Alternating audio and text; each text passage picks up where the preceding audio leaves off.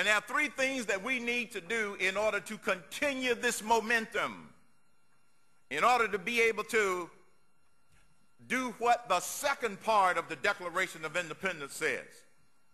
Too many people call up and say, my vote doesn't count. Can we really change things?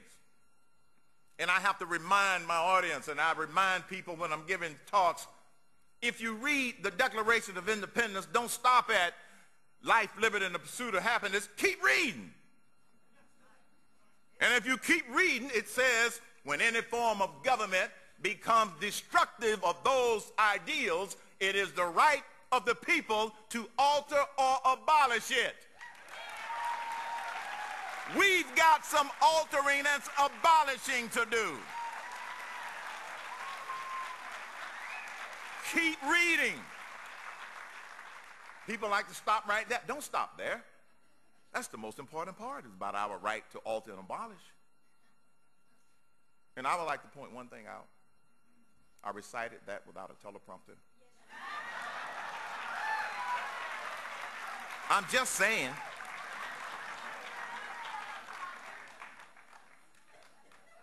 And as the defending fathers, all of us are part of this defending fathers movement. I don't care whether you call it the Tea Party movement, the 912, Intelligent Thinkers movement, all of the various organizations. That is the beauty of this movement. It has multiple arms. It has multiple arteries.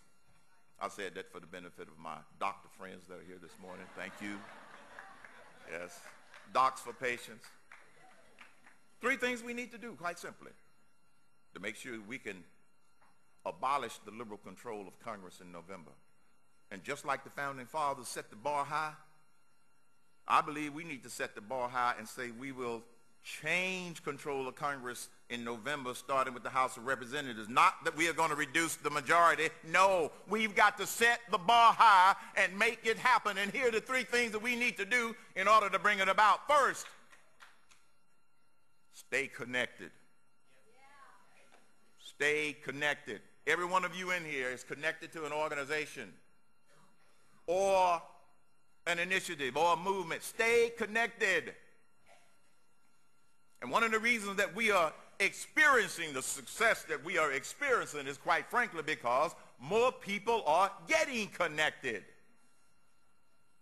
One of our responsibilities is to encourage other people to get connected. Not everybody should or could run for public office. Not everybody should lead an initiative.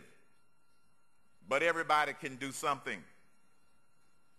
And because we have become more connected as a movement in the last year, that's why some members of Congress are hearing the voice of the people. Now, the president doesn't hear us yet. His administration, they do not hear us yet. Harry and Nancy, they ain't listening yet. But the good news is, the core conservatives in Congress, along with some moderates and independents, they are beginning to listen. They are beginning to listen. That's why all of these threatening proposals have been moved to the back burner, and it is our job to get them out the back door. So we've got to stay connected. One of the great things that I felt so proud of a couple of days ago when we signed the Mount Vernon Statement, and many of the people that participated are here today, is that all of these nearly 100 organizations who for so long have operated in their individual silos have gotten above the silos, and they're looking across. And somebody made the statement, I don't remember who said it first, nothing unites a movement like a common enemy. And we have a common enemy. It's called the liberal attack on this nation.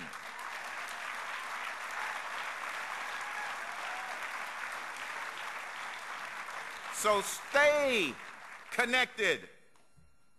Number two, stay involved and encourage your friends and neighbors, if they're listening, to stay involved. Now, you can't make people get involved, but whenever whenever you hear the statement, I don't have time to pay any attention to that stuff, you say, well, one day you're going to wake up. To paraphrase former President Ronald Reagan, you're going to wake up one day and you're going to be telling your grandchildren what freedom used to be like. Because this isn't an environment. We're already telling them that. This is an environment where we can't sit back. You know, it used to be where we could elect people, send them to Washington, and they were statesmen and stateswomen. And they would do what was best for the nation and best for their constituency. That doesn't exist anymore. This is why they have to hear from us frequently, loudly, and forcefully in between elections. That's the different dynamic that we are having to deal with. And that's why we have pushed these things to the back burner. We've got to stay involved. And so when you have an opportunity to talk with or influence some of your family members, my son, he's 32, my daughter's 38, and I finally got them to pay attention. You know how I got their attention? I said, now, Dad is not a cajillionaire, but Mom and Dad are going to be comfortable in our old age.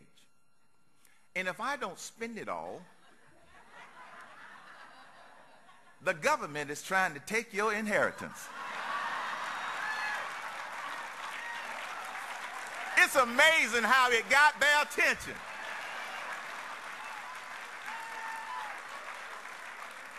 They woke up the next day as conservatives and didn't know it.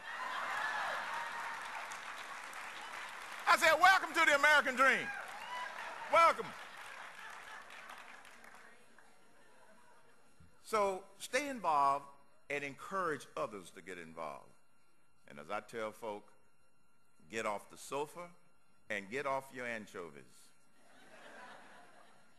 Because America is under attack, but we can save it. Number 3, stay informed. Stay informed.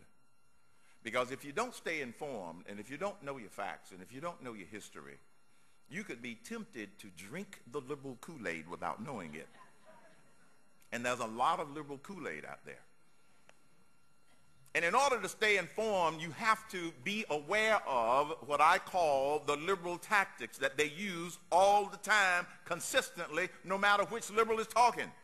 And if you recognize their tactics, you will be able to counter their tactics with good information, good facts, and reasonable logic. But sometimes, some of these reporters that I see on TV, they are blindsided so quick, they don't know how to react. You have to stay better informed, because if you look in the liberal playbook, you will find there are 3 primary tactics. They commit what I call liberal sin. Capital S, capital I, capital N. They commit their liberal sin. And watch this whenever you see a liberal being interviewed on TV. They call the radio show all the time. And sometimes when I know that it's one of my regular liberals, I will warn the audience. I'll say, now, we're going to take Thomas, but you all know what to look for. He's going to sin. S, whatever the topic, he's going to shift the subject. They do it every time. I was talking to a liberal one night on my radio show. I said, did you know that President Obama has allowed the national debt to increase over $3 trillion in 1 year versus George Bush allowing it to grow $4 trillion in 8 years?